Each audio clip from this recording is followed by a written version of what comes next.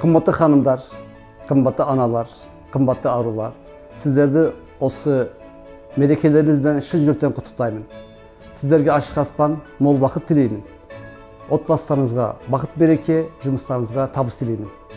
Сіздер өмірді нұрландырып, шаңыраққа шаттық нұрын себесіздер. Ізгіліктің, мейірімділіктің, әдеміліктің нышаны болған осы күнмен сіздерді шын жүректен құттықтап, өмірдегі барлық бақытты тілейміз.